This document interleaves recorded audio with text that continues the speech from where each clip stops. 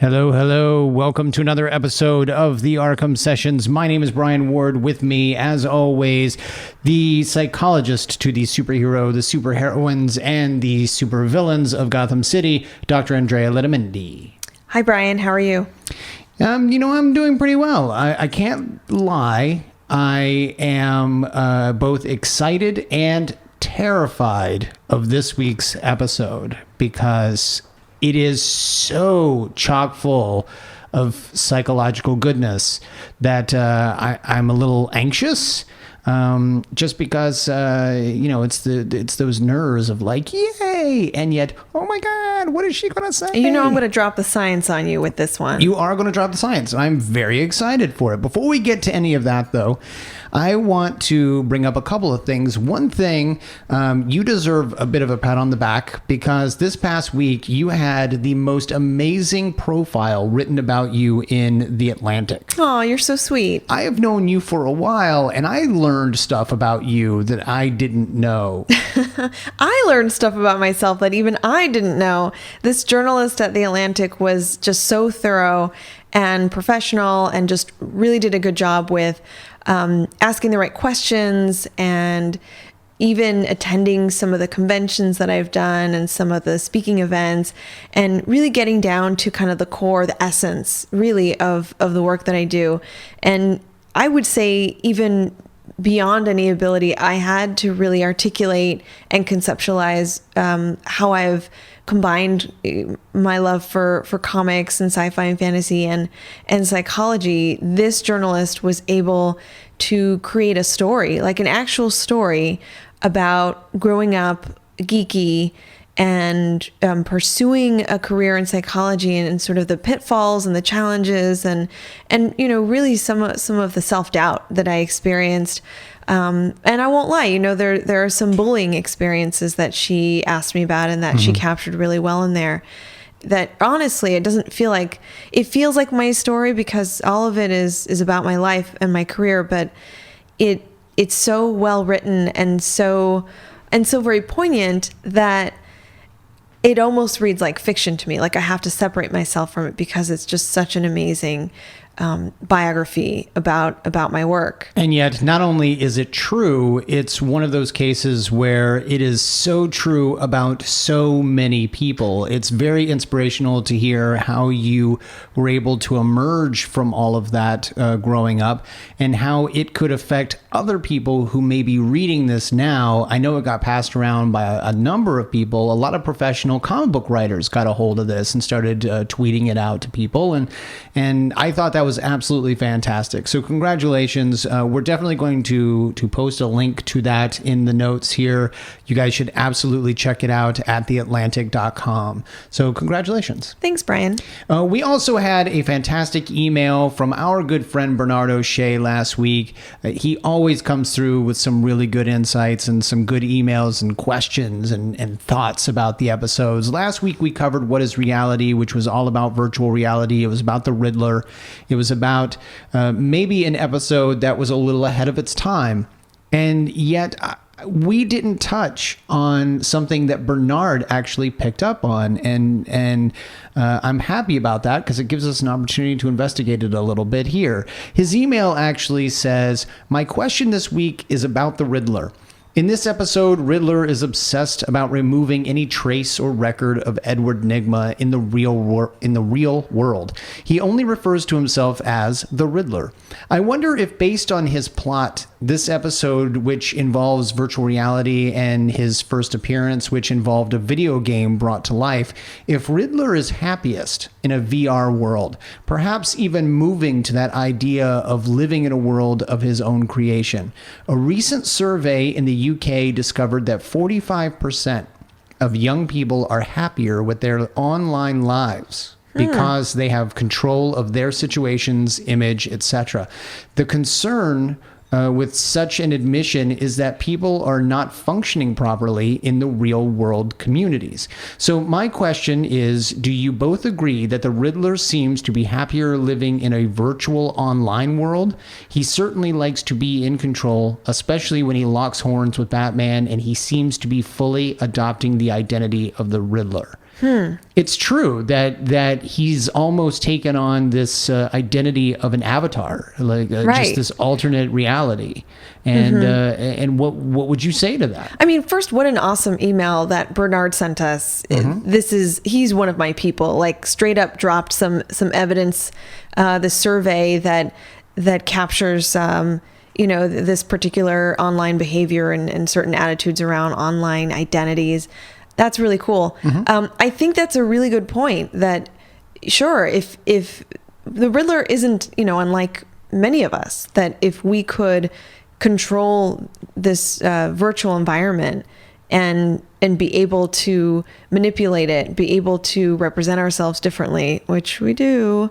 True. Anyway, on the internet, I think that it's not a pathological attribute, right, to kind of want control over that and to take advantage of that to some degree. So I think that he's onto something that we kind of missed there, right? A little bit, yeah. And his note about such a large percentage of young people feeling like they are more control of their lives online than outside of an online environment. It kind of makes me wonder, though, with so much hacking and so much posting on others' behalf, especially the more apps require you to allow them access to those accounts, just how much control do you really have over that online persona? Well, that's the illusion, right? We have this perception that we have control. And certainly we have this perception that we have ownership over our photos, our identifying information, our history, even things that we're posting on social media, on Facebook, on Twitter. We have this sense of ownership. And you're right. We don't single-handedly own that material. If we've learned anything from Catfish, it's that anyone can take your photos or personality or even identity online and do with them whatever they want. And this has happened to you, hasn't it? No, not. You have a couple parody accounts. Well, parody accounts, yes, that I don't run, yes. But I wouldn't say that those aren't in any way harmful. So, not yet. Well, that is true. What happens if they get hacked and then suddenly it does become harmful? You're absolutely right. But yeah, it's an interesting thought that maybe the Riddler is much happier in a game environment. He did come from designing games. He decided to create a legitimate game environment in the real world. When that didn't work out, he decided to retreat to a virtual reality where he was completely in control. In fact, Batman even tried to manipulate the system, and the Riddler was like, no. This is my domain. This is where I am in control. And he pretty much was until Batman made him lose his focus. But it does beg the question, especially when we see the Riddler again, if we see the Riddler again, and he has presumably made his way out of this virtual reality environment, how he is going to be manifested. How, is he going to continue that gaming environment? Is he going to continue with wanting to be in control of technology and sort of an online world? I can't wait to find out. I agree. So this week, I want to jump right into it because this is a really big week, and it's something that I think you and I are going to be talking about for a while. So this is, of course, the extremely popular episode, I Am the Night, which first aired on November 9th, 1992. It was written by Michael Reeves, and it was directed by Boyd Kirkland. This is another episode that deals with the anniversary of Thomas and Martha Wayne's death. We've seen one of these before, and that was when Bruce laid the flowers down in Crime Alley, and that was in the episode Appointment in Crime Alley. That's where we met Dr. Leslie Thompkins for the first time, realized that she actually knows Batman's identity. She was friends with Thomas and Martha before they died, and then sort of, without actually raising Bruce, was a little bit of a maternal figure. Right. And had a huge responsibility in his building moral character. Yeah. So she's very much an important person in his life. In that particular episode, we saw that she's very protective of the part of the city in which she lives, and you get the sense that he picked up a lot of that from her. He is equally protective, even of the more run-down areas of the city. Now, in that episode, you actually talked a little bit about whether Batman was stuck in his own past. Could he let go of this tragic event? And you talked a little bit about the ruminating thoughts and these the harm that these memories can actually do Right. to someone, and the depression. And we talked a little bit about wanting to see what would come of Batman, especially given that he is someone who doesn't easily show his own emotions. He sort of bottles everything up. Well, if there was ever an episode that is going to show us exactly what it's like, it's this episode, I Am the Night. Because presumably 1 year later, again on the anniversary of his parents' death, he is probably at the lowest point we have ever seen Batman, maybe in any incarnation that I've ever seen Batman.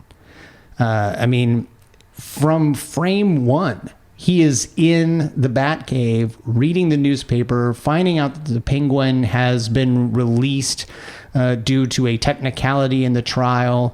And Batman is so low on himself because he feels like maybe the mission isn't winnable. A weary body can be dealt with, but a weary spirit, that's something else. Sometimes, old friend, I wonder if I'm really doing any good out there. This is the first time we have ever seen Batman in this state. You've always said that Batman believes he is the only person who can do this. Right. And now we are seeing Batman doesn't even necessarily think he could do it. Well, and I think there were moments where he's had self-doubt, or where he's felt that he's failing. Certainly in Robin's Reckoning, we saw a lot of that emotion come out, where he felt responsible. He felt this immense sense of responsibility for Robin, for Dick Grayson. Right. And I think here, I like the idea that these are chronological episodes, and that, it's been some time since his last visit to his parents at the site of his parents' murder, that he's now been at this for some time, and he's showing signs of wear and tear. Yeah. And I really love this episode. It's realistic. It's honest. It's authentic.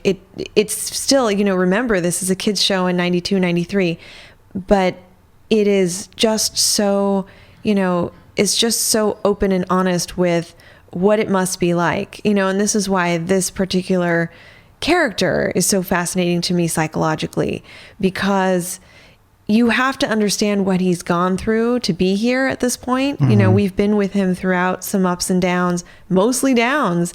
And I'm going to mention Mask of the Phantasm. Presumably this is after that. This is... Well, not after Mask of the Phantasm.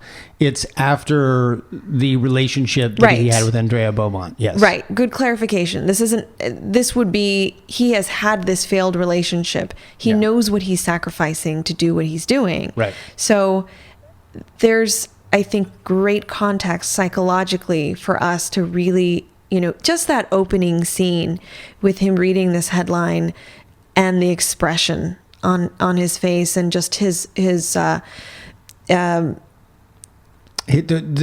way that his body is just sort of shriveled in the chair. Yes, there's this very, very obvious, again, wear and tear and erosion to him physically and psychologically. So something that I thought was interesting is the idea that we've seen this before, obviously, but Batman is Batman when in the Batcave. Like, he is not Bruce Wayne. He's always in full attire. Cape, cowl, the whole nine yards. And in this case, I almost got the impression that Batman put on the costume, then read this newspaper, sat down in the chair, was like, there's just no point. What am I doing? I mean, we've joked about that before. Like, why does Batman feel the need to use the voice when only around Alfred? When does Batman, or why does Batman choose to wear the outfit when it's probably just as easy to put the outfit on before he goes out rather than whenever he is investigating some thing in his lab? You know, like it's just weird, unless he's one of those people who just feels more like himself when wearing this costume. Now, the thing that I notice here, though, is he is in the costume and he has reached this point of just utter depression. Master Bruce, are you all right, sir? I'm tired, Alfred.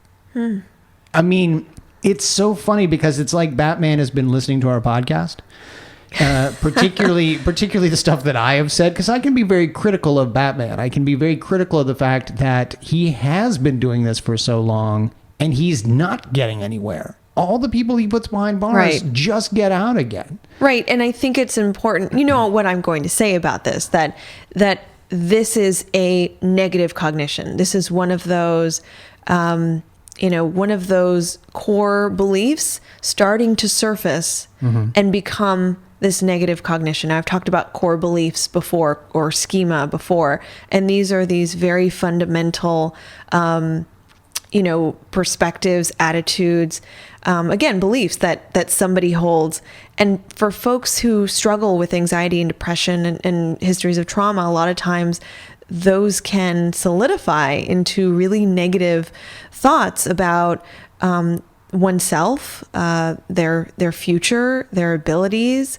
I think what we're seeing is that those big fears, those deep fears, are starting to surface, and he's articulating that.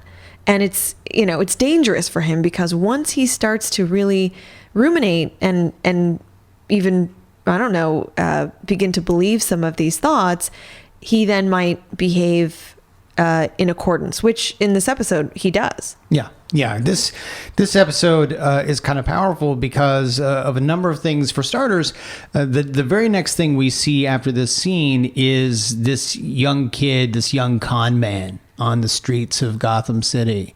He's known as Wizard, and he cons someone out of some loose change. Now, yes, you're starting out small, but as we've discussed in previous episodes, it's easy to start out small and then get bigger, You're talking about, you might participate in a little bit, like a small transgression, some small petty crime, and that might lead you into more dangerous, violent, murderous crime. Right.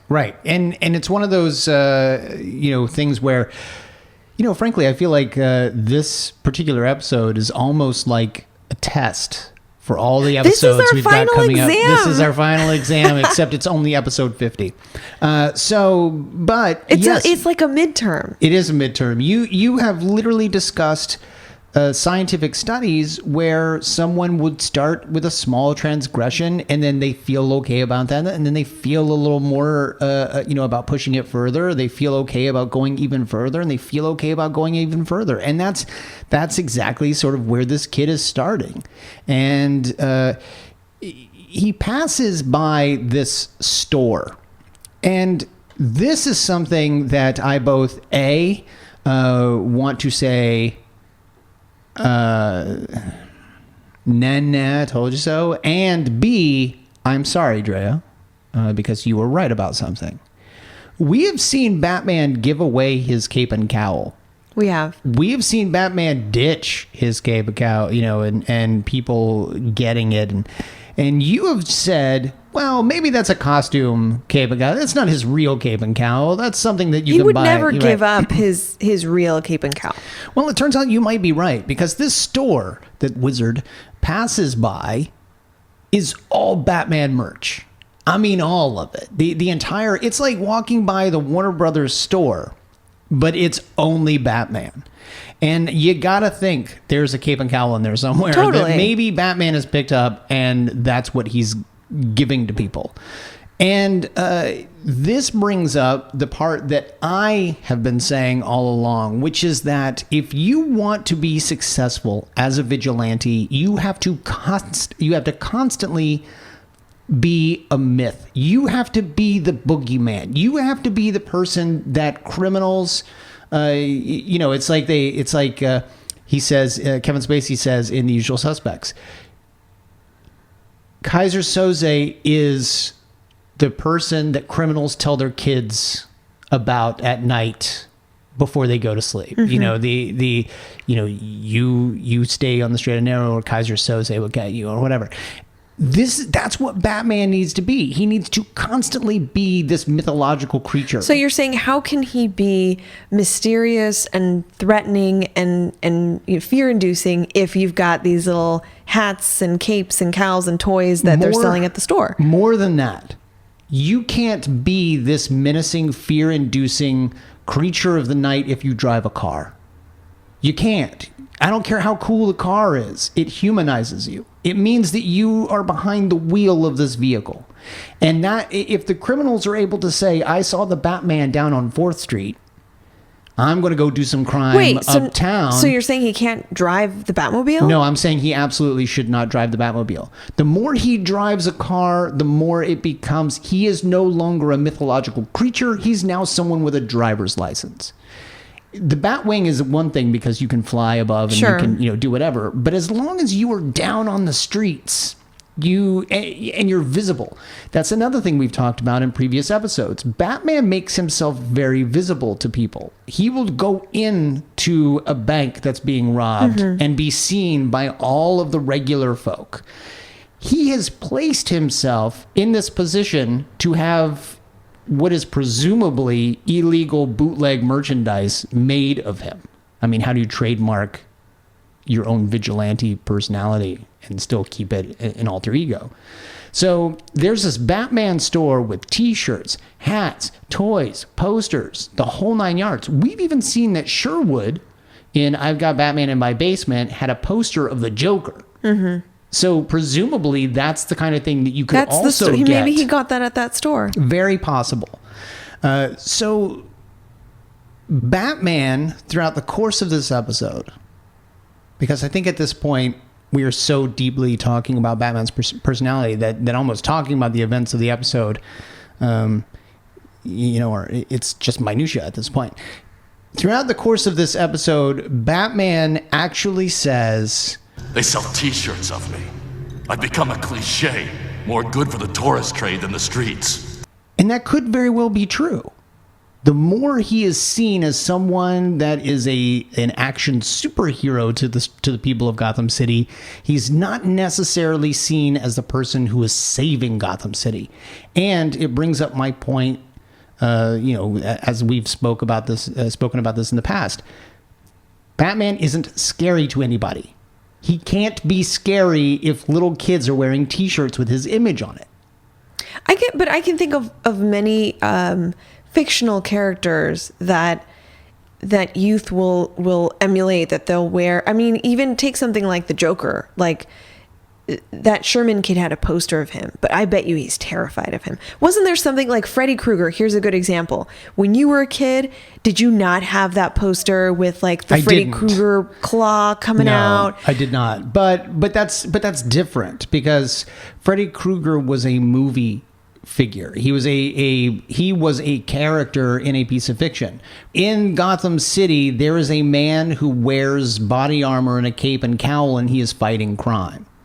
And you are celebrating him, but at the same time, the more you know about him, the more you see him, the more humanizing he is. And I think it's self-fulfilling. I think Batman is a failure because he is allowing people to see him as often as he does. Well, and he can't save Gotham. He can't go after these criminals if he remains mysterious. Like, there is some element of having to be visible. I think he does make attempts, in Bat lore.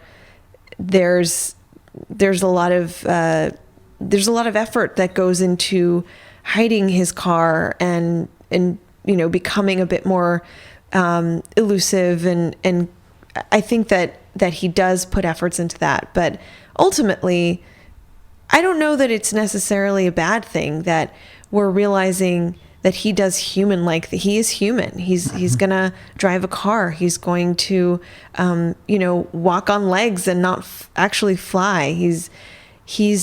I think that's in turn what makes us kind of bewildered and astonished by what he's doing. Yeah. So I think the way that you're kind of characterizing this failure is similar to how he's characterizing his failure, which is very, very biased.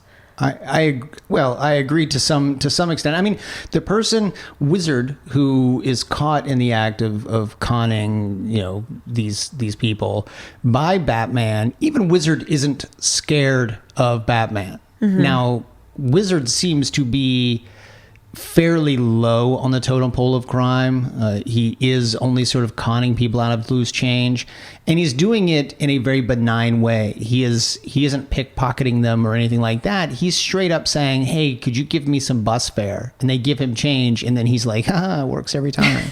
I mean, that's not really that hardcore a crime. Batman catches him, and even Wizard is just sort of like, whatever. And then passes by the Batman store. He's just like, ugh, Batman. Like he has been. Yeah, like he's headed down this path of crime, and he just had his first encounter with Batman and doesn't care. Right, he's unimpressed. Right, and I think that is an important character to throw into this episode. I want to make it very clear that I understand that the point of Wizard is to show that Batman does not have the effect on people he wants to have. It just helps sort of solidify Batman's own self-doubt. Yeah. At least until the end of the episode, when Wizard is seen doing something, and we'll talk about that a little bit later, because I want to talk about once he gets out of this tunnel. The real villain of this episode is Jimmy the Jazzman Peak. He is a mobster who, very much like the other Batman sort of gimmick villains of the early days of Batman, he's a guy who is constantly speaking in musical terms. He has set up this elaborate scheme. Gordon and Bullock think they are staking out this building where they're going to catch Jazzman and his gang, and it turns out the entire thing was a setup. Not only are they ready for them, but they open fire. They were all supposed to be waiting for Batman to go in on this raid, but Batman is so self-consumed with this depression that he's not there, and it gets Jim into trouble. Right. So every year he visits the site of his parents' murder with Dr. Thompkins. And this time it's a little bit different. Now we've seen, of course, in the previous episode, Appointment in Crime Alley, this is a very ceremonious annual commemorative thing that he does with Leslie Thompkins, and it's a chance for him to kind of reflect on his mission, to have this very, very important support from Dr. Thompkins, and to kind of get back to his roots. I find that, we talked about whether him continuing to do that was some kind of regressive, pathological, traumatic thing, and I basically validated it and said this is actually really quite healthy, that he's remembering his parents, and that he's sort of identifying, again, what his mission is and why he's doing what he does. But this time it's very different. He's voicing all this negativity and all this self-doubt to Dr. Thompkins. Every year I come here, I wonder if it should be the last time. If I should put the past behind me. And that's really surprising for her to hear. Santayana says that those who forget the past are condemned to repeat it. He also said a fanatic is someone who redoubles his efforts while losing sight of his goal. He is seeing that his end game isn't being reached. And nice tie-in to Scott Snyder's Batman run. Oh, thank you. Well done. Thank you. It was totally intentional. But, Batman here is actually saying that he might be a fanatic. which, by the way, means he's clearly listening to our podcast because we talked about fanaticism. We talked about fanaticism, and you mentioned that you thought Batman was a fanatic, and now he's saying he is. Points for you on the midterm, Brian. Well, but she won't let him get away with that. She is sort of saying you're not. You're doing the right thing. Now, something that just occurred to me as you were talking about the fact that we've seen him in Crime Alley before. We've seen that this is sort of his annual tradition to reconnect with his parents. We've also seen him at the Tombstone. And we've seen him, speak to a portrait. Mm-hmm. Those are happy moments. Except when he is begging them for permission to be happy. Have you noticed that we have seen multiple occasions where, mostly from Mask of the Phantasm, where he is there at the Tombstone and he is having good conversations with them and happy conversations with them. But the moment he becomes Batman, it becomes more about connecting with them at the site of their death. I don't even know what to say to that.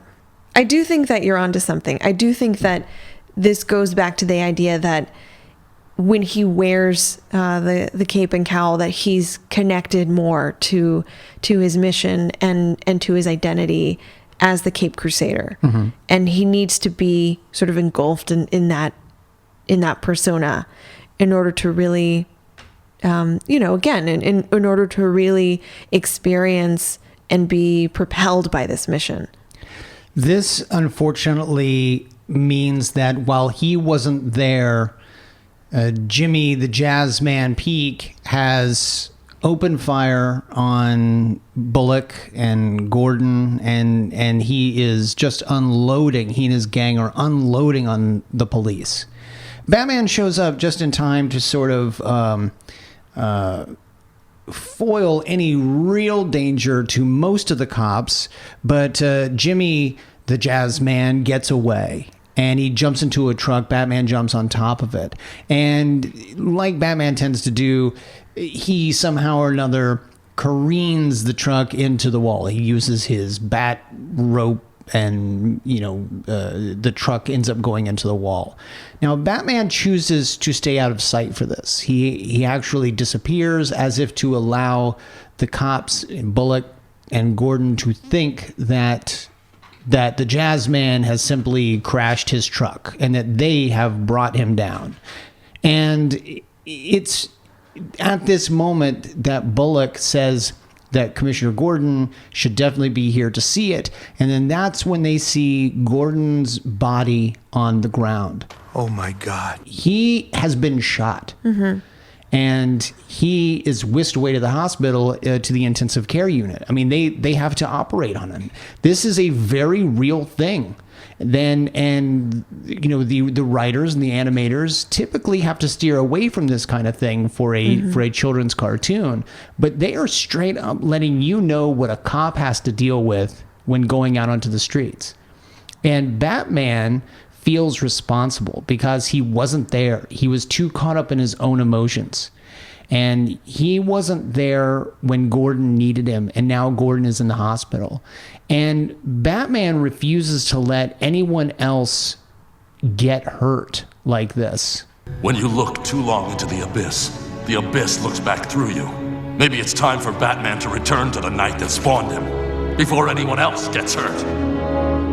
So Batman does the opposite of what you would think he would do, and he actually gives up the cape and cowl. The part that struck me as the most interesting maybe quote of the episode is when Bruce is talking to Dick and says, I chose this life. I used the night. I became the night. Sooner or later I'll go down. It might be the Joker, or Two-Face, or just some punk who gets lucky. My decision. No regrets. Is Batman acknowledging over the course of this statement that that he's basically got a death wish? Like he understands the way that he words it, I'll go down, and then suggests that it's a criminal that's going to do it. Yeah. You know, like. But I think what he's saying there is, this will be the destruction of me. Like I decided to get into this role. I chose this life, right? Mm-hmm. And I know full well that it's destroying me. And ultimately, it will completely take my life away. And that may be very figurative. You know, that may mean I will have nobody to love. I will be alone. I will be, you know, completely 100% devoted to this and have pushed everyone away to the point where I'm just utterly isolated and have nothing else in my life. Now, the other piece to that, of course, is more literally that I'm putting myself in dangerous situations knowingly. I know that one of these days a bullet will get me, or I'll fall from that building and I won't be able to save myself. It's basically saying no one else is going to save me. No one else is responsible for me. I fully chose this, and I know full well that it will destroy me in one way or another.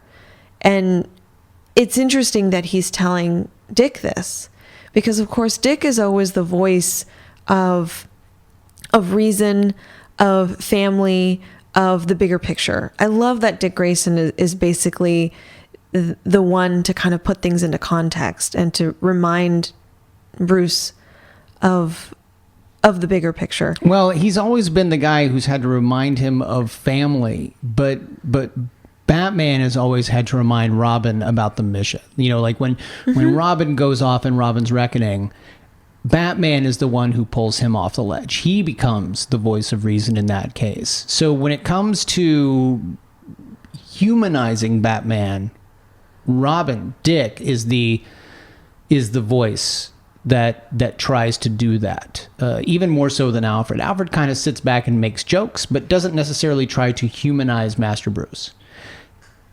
Dick Grayson is the guy who is the one doing that. So that, I think you're absolutely right. But when it comes to the mission itself, Batman is the one who is like, no, you need to understand, this is what we do. This is why we're doing it. This is what we don't do. This is why we don't do that. Well, and I would even go so far to say that he doesn't include Dick in this statement, that he doesn't take it upon himself to also assume that Dick would make these sacrifices. And honestly, like we talked about before, I don't think that he believes Dick is all in.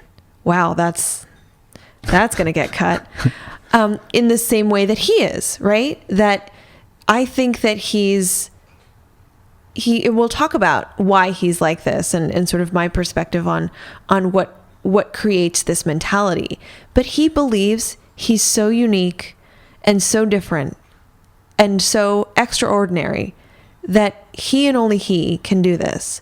So that means that only he can make these sacrifices, and that ultimately only he will fall. I think you could be right, but I think when it comes to the falling, I think that he's being literal about it. I think he is acknowledging the fact that he's not going to grow old. He will probably die before he reaches old age, and it'll be the criminal lot that gets him. But he's going to take down as many of them as possible, and he's going to do it on his terms. He will not kill them. He will make sure they end up in Stonegate or in Arkham Asylum. But I think he is flat out telling Dick, maybe for the first time, look, I've understood since the day I started doing this that this was going to be the death of me. And you're picking up on something that is actually pretty accurate when it comes to somebody who's experienced and witnessed so much violence and death and loss. It's actually called a sense of foreshortened future. So I think you're right. I think he's experiencing that. Wow. And you know, this is when Dick basically says, okay, well, if you're not going to go after the man who put Gordon in the hospital, then I'm going to go after him. You taught me everything I know about crime fighting, Bruce, but the most important lesson was to never give up. It only takes this to wake Batman up. The next thing we see is Robin going for his Robin cycle and Batman stopping him and saying, No, Dick. This is my hunt. Now, Batman is in a completely different state of mind here. He now has that steadfast view of the mission. And you almost get the sense that, not unlike the Phantasm or Robin and Robin's Reckoning, you don't know if Batman is willing to put an end to the Jazzman peak if he were to catch him. Like, it's kind of a scary moment a little bit. Well, and it goes to his explanation of why Jim Gordon is so important to him. He's a friend. More than a friend. Jim Gordon's the same age my father would have been if he hadn't. This man, although not a father figure necessarily, although never really been a parent to him, unlike a certain TV show that may or may not be airing, this man has formed a relationship with him that both as, certainly as Batman, but in some ways as Bruce Wayne. And I think that he only has, he can count on one hand the number of close relationships that he, as an integrated Bruce Wayne, Batman, human person could have. And so the idea that he could lose this person, that this person may ultimately die or be killed by this villain, is so frightening to him that it jumpstarts his energy, his beliefs, his moral system, everything that he has been fighting so hard for. And ultimately he goes out to defend and protect this man. And what is interesting to me is that he actually refers to Gordon as Jim. I mean, that in itself lets you know just how close he is with Gordon. He doesn't just see Commissioner Gordon as the Gotham City Police Commissioner. He doesn't just see him as a cop and as a useful tool to clean up the streets of Gotham City. He sees him as a friend. He calls him Jim. I don't know if you can hear me, Jim. I'm sorry. If I hadn't stopped in Crime Alley. Batman. And that's where we get to see Barbara Gordon, who is there, and she is trying to assure Batman, just as all the other characters have, that it wasn't Batman's fault, that he can't let this stop him from doing the thing that he needs to be doing, that mission to go after the worst of the worst and to bring them down. And he does. He goes out. Well, but this is a moment that is also very important because you have talked about characters and people in general in real life who are told one thing, whether it's overly negative or overly positive, and that sort of becomes their own view of themselves. And in this moment where he is particularly vulnerable because he believes he was the reason that Jim Gordon was shot and is the reason why Jim Gordon is sitting in intensive care, Harvey Bullock comes in and says that he is the reason. It is because he wasn't there. And he even says, "This ain't over yet, outlaw! You hear me? You're going down for this! I ain't talking law! I'm talking you and me!" So Bullock isn't saying, "I'm going to arrest you, you vigilante." He is saying, you and I are going to scrap. Because Bullock clearly views Gordon, even with all of the butting of the heads, particularly over Batman, Bullock views Gordon as a father figure or at the very least, an extremely close friend and colleague as well. And you can see that anger. But Harvey blames Batman. Batman blames Batman. I mean, right after that scene, he goes off to the Batcave and destroys it. I mean, he has this just complete breakdown. Yeah. He's destroying the Bat computer. He throws it, into the abyss of the Batcave. He's pulling wires out. He's, ultimately in this scene, he's kind of, it's almost like he's lost control. Emotionally, he's lost control and he's having this tantrum. But at the end, he just kind of screams, looks up and screams, and then you get the sense of just, this fundamental helplessness and this sense of complete lack of control and loss. And we never see him like this. I mean, no one sees him like this. Right. Well, Batman does end up getting to Peak before Peak can get to Gordon. He's actually outside his hospital window, and he has incapacitated a window washer who for some reason is washing windows at night. I think he straight up killed the guy. I'm going to say incapacitated because I don't know for a fact. I'm willing to agree with you. I think that Peak straight up very highly implied, that he is dead. And yet Peak is sitting there outside the window. He nearly pulls the trigger. And that is when probably the greatest moment that we have seen in animation in Batman, whether it's Batman the Animated Series or whether it is Batman Mask of the Phantasm. And that is a straight up slow motion animated scene where as Peak is fighting with Batman ends up in slow motion throwing the Batarang, and as Peak is picking up his gun, the Batarang lodges itself into the gun and then backfires and explodes in Peak's face. I mean, it is awesome. And that is ultimately what takes Peak down. Gordon immediately wants to know if everything went okay when he got hurt. Like, everyone else is fine. Everything happened. He was taken down. And they assure him that everything was fine. And he looks at Batman and says, "Gotta keep fighting. Never stop. What I try to live by. Maybe if I'd been younger, could have been like you. Always wanted to be a hero." He looks at Batman and sees what he's always wanted to be. And Batman responds, "You are a hero, Jim." Batman is doing the exact same thing. He's looking at Jim Gordon, seeing the man Batman has always wanted to be.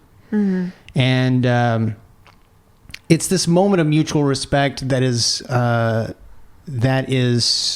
almost tear-inducing. I mean, it's okay to cry. Okay. But it's a wonderful moment. But even after this moment, Batman resumes his mission. He goes back onto the streets of Gotham City and he catches Wizard. Wizard is there at what looks like a bus station, and Wizard is holding a suitcase, and Batman assumes that the kid has taken somebody's suitcase. Up to your old tricks, I see. How about returning that suitcase to its owner? Hey man, I am the owner. And Wizard took his meeting with Batman to heart and realized he didn't want to be a criminal, and he's going home. Gotham City isn't for him. He's going home. And Batman smiles. We don't see that very often. Batman in the cape and cowl smiling. And two things come to mind. One, Batman at the end of this episode is different. But Batman is also the same, because the first thing he did was instinctively think that kid took somebody's suitcase. Right. He puts the hyper in hypervigilance. He really does.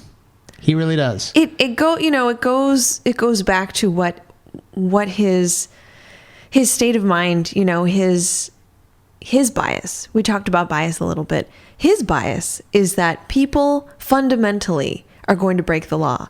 People fundamentally by nature will need to be corrected and stopped and incarcerated. That's he has to see his value, right? He has to see that he's valuable. So he's constantly going to look for opportunities to enact that value. But you're right. He kind of jumped the gun. The kid wasn't doing anything wrong. In fact, the kid was moving toward a healthier, more adaptive kind of life. And it was a lesson that Batman learned. This is certainly an episode more about Batman's psychology and more about what he's learning and how he's overcoming these obstacles. The villain in this episode isn't a villain that we see again. He's somebody who's forgettable, right? This is more around Batman's relationships and his fall, his near fall, his picking himself back up to, I guess, reignite, re-embrace this mission. But it's a different kind of perspective. Again, hoping that he's learned something from these experiences. So talk about Batman throughout this episode. I know we've been discussing it, but let's talk about that level of depression. Especially, we've seen this before when grief strikes someone around the time of the anniversary of a great loss or some tragedy. We've certainly seen people fall into this depression. In the last episode that we talked about this, you had said that he is stuck in his past, that he is sort of stuck with this tragedy. That he's guided a lot of times by these negative memories, by these negative cognitions, by core schema, self-doubt, some of those beliefs that are essentially driving some of his decision-making, his behaviors, and certainly his emotions. So that's what I meant by stuck. Sure. But in this case, it doesn't seem like... I think that was absolutely the case in Appointment in Crime Alley. In this case, he seems less stuck on his past, on the tragedy of his parents' death, and less stuck in those memories. And he seems more stuck in his mission now in the present. He seems to realize it's almost a moment of cognition that I'm not going anywhere. This isn't working. Something isn't happening. It's a moment of self-awareness that we don't often see Batman have. Well, I would actually take it further and call it something a little bit more complex, and something that, you keep mentioning depression, you keep mentioning trauma, and I of course those are some aspects of conceptualizing what he's going through. But I would go further and say that what we're seeing him experience is something called burnout. Okay. And potentially compassion fatigue. Now, you know what burnout is. Yes. But for those who don't. Burnout is essentially occupational stress. It's a long work week. It's long hours, high caseload, whatever it is. Burnout can happen to anybody in any occupation. It's just complete physical exhaustion. Okay. Now, as I mentioned, burnout can basically happen to anyone. It's happening to most of us. Most of us are working really long hours and take few days of vacation, if any, and are just kind of like dragging ourselves. We're basically like the Walking Dead. So some people in certain occupations experience burnout, of course, but in occupations like the one Batman has, if we can say he has an occupation, there's an added occupational hazard, so to speak. And there's actually a lot of movement in literature around trauma-informed care and compassion fatigue. And those are essentially movements that speak to the importance of recognizing just how much certain occupations can impact us. And those are occupations that involve, medical services, psychological services, combat, deployment, military services, legal services, any kind of job that requires human services, support, help, advocacy. So what is it they're actually becoming fatigued? Just to make it more clear for people, like what is the fatigue part? So compassion fatigue is essentially a combination of burnout, which we talked about, and secondary traumatization. It's the constant exposure to loss of life, destruction, violence, trauma, stories of separation, death, violence, these kinds of things that for many folks in the mental health field experience. I mean, it's part of our job. Like for a long time, it was part of my job to listen to stories of combat. It was not something that was superficial. I mean, these were things that as part of treatment, I would listen to service members, soldiers who have returned from Iraq and Afghanistan talk about their traumatic experiences in combat, losing people that they loved, getting injured, experiencing feeling disenfranchised, many both physical and psychological injuries that they're trying to recover from, so to speak. So as part of my job, I was expected to be exposed to a lot of these stories of loss and destruction, violence, sometimes death, and a tragedy. I mean, of course, just, tragedy on top of tragedy. And over time, that kind of exposure makes me and people in fields like the one I'm in more susceptible to developing certain symptoms of post-traumatic stress, like secondary traumatic stress, it's called, secondhand indirect traumatic stress, symptoms of anxiety, symptoms of depression. I could have a sense of foreshortened future. So when you're surrounded by people who are constantly telling you about all of this death and carnage and mayhem and an explosion over here and something else going on over there, you then start to feel like, well, how am I any different? My life could also have a shorter, I could live, I could die tomorrow just as this guy lost his best friend while in combat and whatever. But at the same time, you become physically, mentally, psychologically fatigued over these. Right. Like, it's not that you're tired of hearing about it. It's it's that you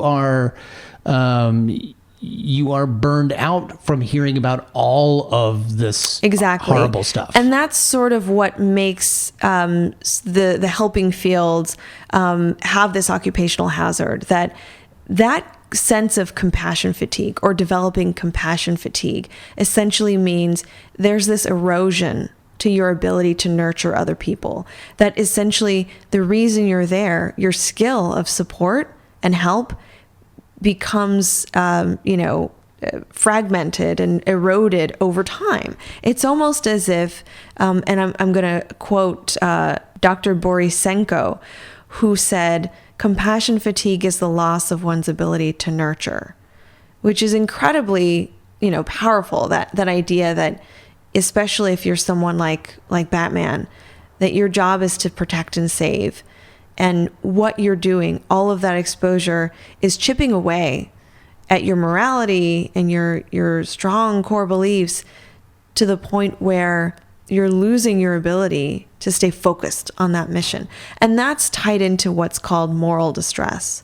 That moral distress is when you're working in a job where you're experiencing some things that are in direct conflict with your moral values.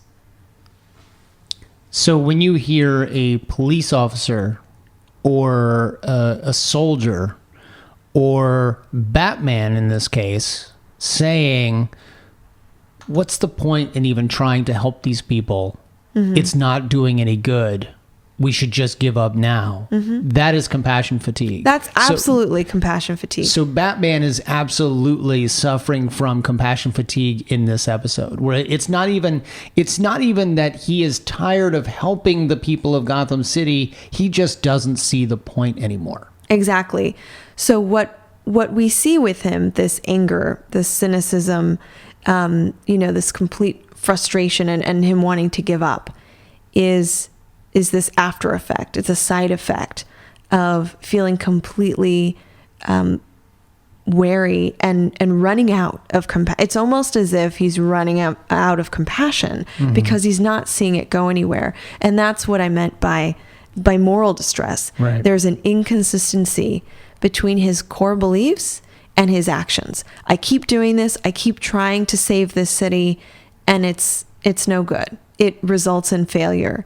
I get nowhere. In fact, things are getting worse, right? And I think to draw back to the helping fields, I keep saying helping fields, but that can include a lot of different fields: medical, psychological, mental health, social work, military service.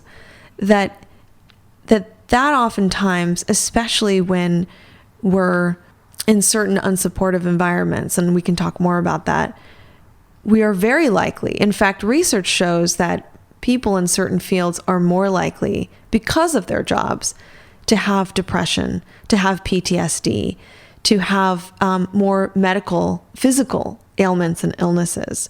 And that's because of this psychological experience. Again, it's not just feeling burnt out. It's not just, oh, really, I have long work hours, but I'm exposed to, constant distress. I'm exposed to constant stories day after day that chip away at my morality and chip away at whether I'm even making a difference. I mean, I've had days where I've thought, the little thing that I'm doing, oftentimes I'd feel like many of my patients weren't getting better. Am I even making a difference? Why am I doing this? Am I contributing to this? And so I feel like we're getting a snapshot of when this happens. And I actually think this happens to him frequently. Now, this is one episode where it happened one time, but I think it happens to Batman frequently. And we're just getting this glimpse of what it's like for him when he experiences this compassion fatigue. And if it is something that is frequent, it's certainly not something that anyone else has ever seen, because in this episode, Alfred actually says, I've never seen him like this before. And you would think if anyone had seen him like this, it would be the guy who is basically his caretaker, is the guy who brings him his food, who brings him his clean clothes, who basically takes care of him at Wayne Manor. And yet Alfred has never seen Bruce look like this. Is that the kind of thing that is common when you are suffering from compassion fatigue? Yeah, great question. So there are a number of warning signs that could indicate that someone's experiencing compassion fatigue. Lack of sleep. I mean, lack of sleep both causes and is kind of a byproduct of compassion fatigue. Not sleeping impacts our ability to process cortisol overnight. I mean, there's a lot of research right now that's finding that sleep isn't just a chance for us to turn our minds off. Sleep is an activated time. It's a time for our brains to really be active, recuperate, and repair. I mean, it's a reparative process. And if we're not repairing and rebalancing all that cortisol that's filling up, in our bodies during very high stress times, we're going to wake up still stressed out. So that's really important. Additional signs that indicate compassion fatigue include feeling hopeless and helpless, a sense that one can never do enough, hypervigilance, which of course we see with him a lot. Hypervigilance is sort of being on guard, this added layer of perceiving threat in the environment when there really may not be threat.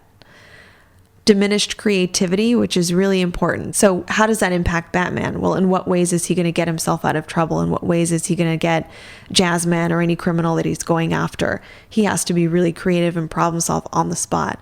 But if he's experiencing this diminished creativity, he may not be able to do that.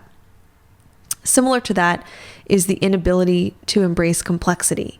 Most of us, when we're like on top of our stuff, are able to process complex ideas and things, right? Think about a day when you're really doing well at work, like you're really just nailing everything.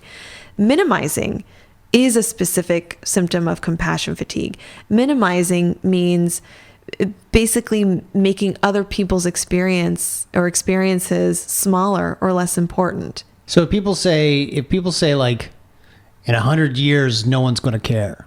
Oh, yeah. Or whatever. Yeah. You're like, well, in 100 years, we'll all be dead anyway. That in a way, but it's more personal. It's like, well, I had to deal with X, Y, Z, Right. And that's bigger and more problematic than anything you have to deal with. Right. So that's what minimizing is. Chronic exhaustion, physical ailments. And it's funny that Batman had said, it's one thing to try to repair a body that's really worn down. The body and the mind are really connected. So a worn down body really is going to impact the mind, and vice versa. That with compassion fatigue, you'll find more sickness, longer healing periods, things that I think for someone like Batman, those would be important. The inability to listen. I'm sorry, what? The inability to listen. It's like an attention thing. The lack of the ability to divide your attention, to pay attention to several things at once. Keeping focus. So that's impacted by compassion fatigue. Dissociation. So sort of separating yourself. And that can be adaptive in many ways, right? If Batman were to connect and to have relationships and bond with every single person he's saving, that would be problematic. He really wouldn't be able to get his work done, right? But if he completely disconnects and he's completely dissociated. So by connecting with Wizard, he's actually okay there. He just can't afford to do, he just can't afford to do that with everyone that he saves, or with everyone that he talks out of a life of crime. Well, I would say to the point where it worried me when he said to Dr. Thompkins, let's send him to the Mitchell Street home or shelter. And at first I thought he was going to tell her, let me take him in as another ward, which clearly he did not do. But I think, if he were to try to save every kid, that would be missing the point, right? He wouldn't physically be able to do that. But the other problem would be the other end of that spectrum. Something else to look for is someone's inability to empathize. So someone's inability to, we talked about the dangerousness of connecting too much, but what about the lack of not having the ability to connect at all? Like it's a numbness. Similarly, something to look out for is addictive types of behaviors.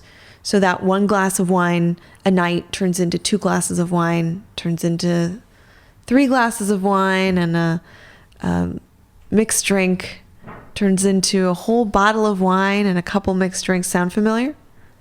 Very. Okay.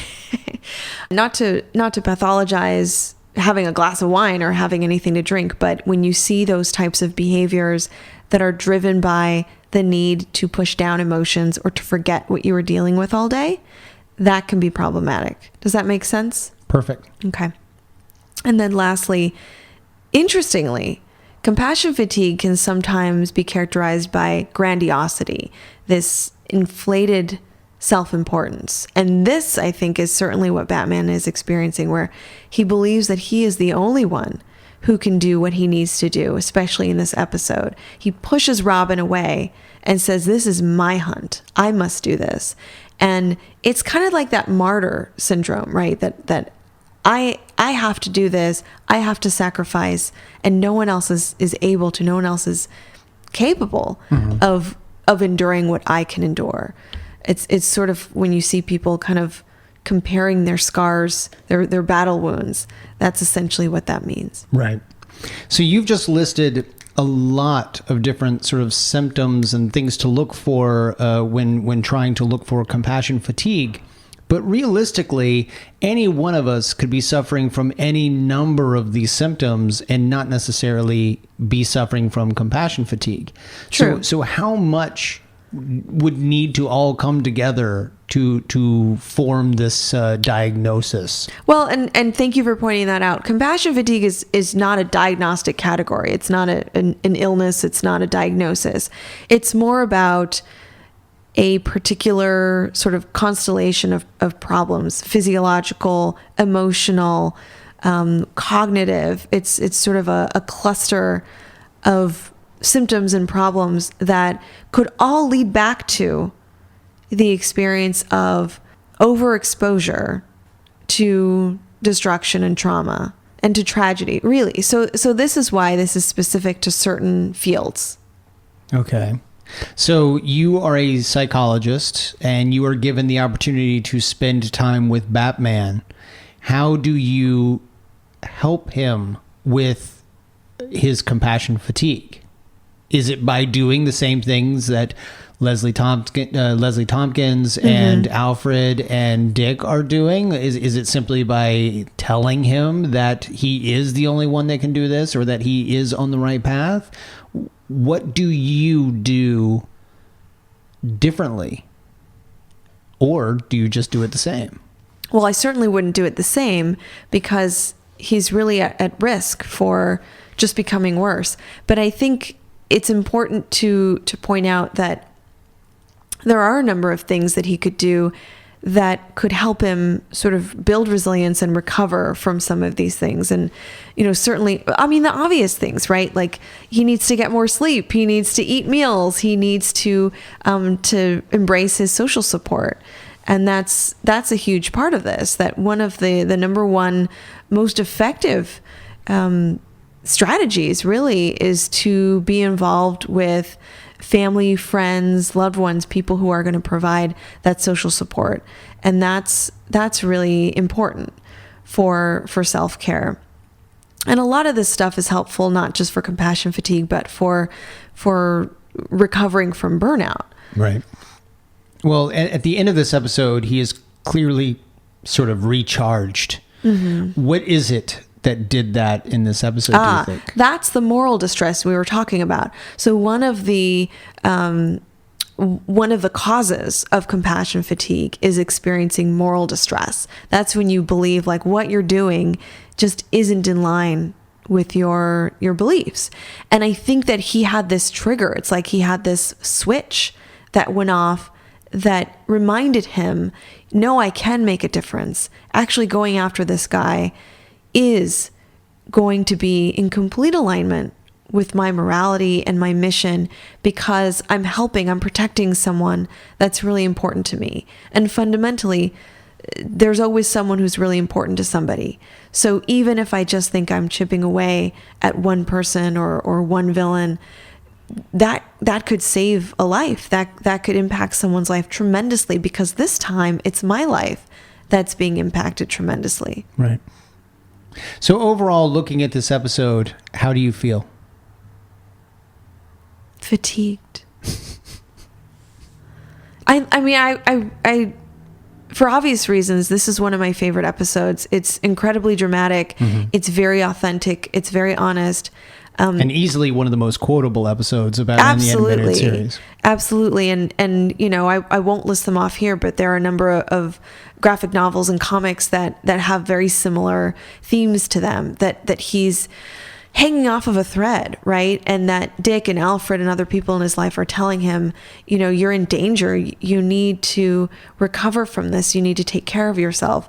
So obviously, as a psychologist, this is one of my favorites. It allows me to think back to not just the work that I do and how I could be worn pretty thin, in by no way comparing myself to a superhero, but also it draws attention to a lot of the work that many of us do, that many people listening probably do, in that they put a lot of effort and work and blood, sweat, and tears into something, and oftentimes we feel hopeless. We feel like we want to give up. We're not sure. We question ourselves. And I think to see Batman completely lose control, he's completely dysregulated. He destroys the Batcave. I mean, to see him sort of at those depths, it's somewhat uplifting to be able to draw from this episode in the way that we can. So it's tragic. I mean, obviously I'm going to say it's a very sad one, but I'm also very inspired by it. Yeah, I thought it was fantastic, and the animation was absolutely superb. It was beautifully done. There were some great performances, Kevin Conroy as always, but then you had, new folks coming in. I mean, we had Diana Moldauer, who's Dr. Leslie Thompkins. Right. We've seen her before, but she's always got this gravitas to the way that she uses her voice in that character that, frankly, I absolutely believe that she almost not raised Bruce, but sort of instilled a little something in him. She is fantastic in that role. Seth Green is playing Wizard in an early role, so that was pretty fantastic. That's really cool. And then Melissa Gilbert came back to play Barbara Gordon, and this episode was sort of a who's who of Gotham City. I mean, everyone that you would want to see almost, at least on the hero side, made an appearance. So that was fantastic. So for folks who want to learn more about compassion fatigue and workplace resiliency, there are a couple of sites that I can share that I found to be really resourceful. One is nctsn.org.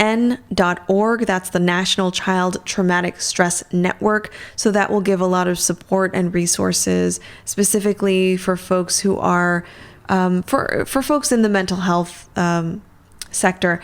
There's another website, though, that is that has a broader context. It's the Headington Institute. So headingtoninstitute.org.